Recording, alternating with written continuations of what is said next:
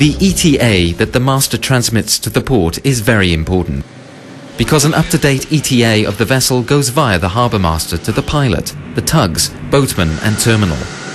The ETA is therefore the basis for planning these links in the chain. The terminal operator sends the mooring plan and the manifold information to the vessel. Important information for having the lines in the right place on arrival and preparing the manifold. This can easily make a difference of half an hour when docking.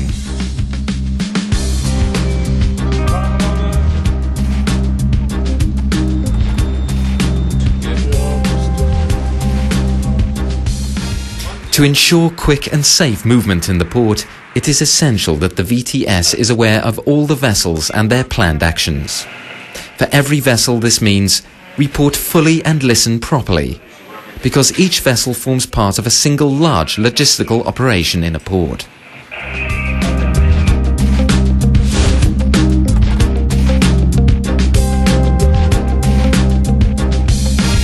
Thanks for the Mistral. Are you on the line? When the vessel is being brought in, everything revolves around the pilot. He knows the local conditions, and he coordinates the tugs and boatmen for the master. You are waiting at the low light for me? Being able to get on board safely is of course a first requirement, with a good ladder safely secured. The pilot informs the master of his intended maneuver. It is very important that the master and the pilot both have the same information on the port and the terminal, right up to the mooring plan at the terminal, so that everything can be made ready on deck. Alas, daily practice often shows a lack of this information exchange. Of course, English is the language of communication on the bridge. The crew 4.5, 2:15, please. Much relies on good communication between all those parties involved in the complex operations in a port.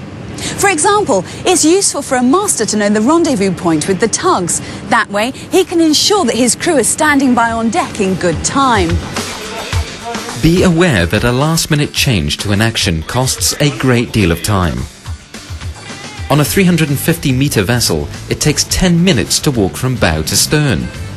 At a harbour speed of 6 knots, by then the vessel is a mile further.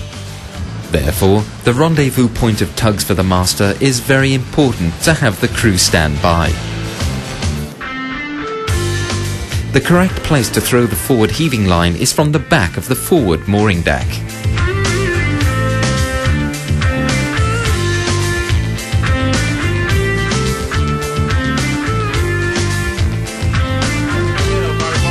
Good preparation saves a lot of time when mooring. It starts with the correct information from the terminal. Which manifold? What will be the position of the wing of the bridge? A clear mooring plan also saves time. Then it is immediately apparent from which deck the spring lines must be paid out. Having the boatman take the lines ashore by boat saves a great deal of time. While this is being done, a member of the vessel's crew looks over the rail to check that there is not too much nor too little slack. Okay, slack. With some companies we put a boatman on the vessel. The time saved is worth more than the cost, especially on the large vessels with a small deck crew.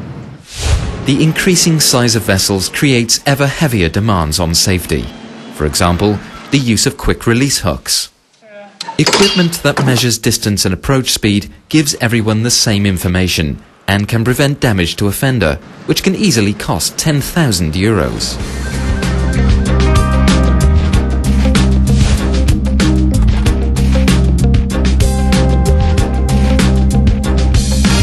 Docking at the terminal goes quickest when everything is well prepared on board, on the basis of the data that the vessel has received earlier from the terminal. Planning of jetties and pipelines is crucial at the terminal. For that, it's important that Vopak timely gets the right information and that all parties, like tugboats, linemen, surveyors, captains, all work closely together.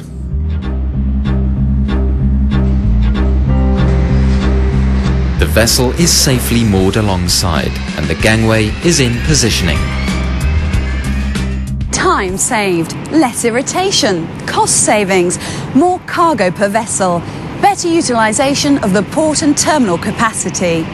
That is all possible by improving cooperation between all the partners in this chain.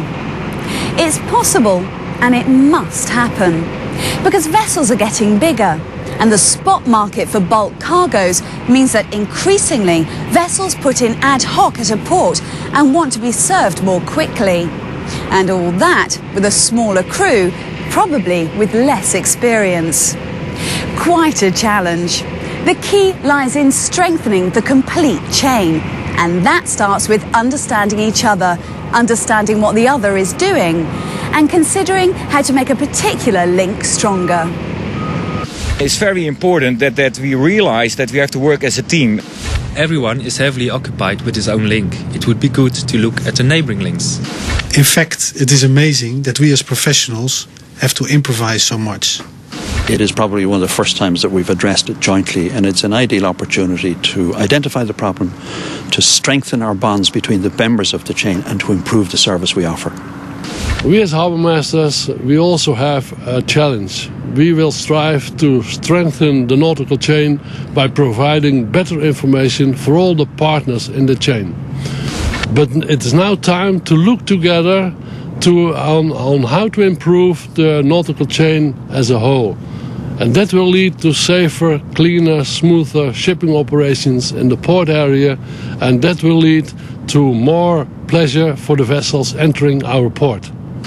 It's all about the quality of the chain. Goodbye.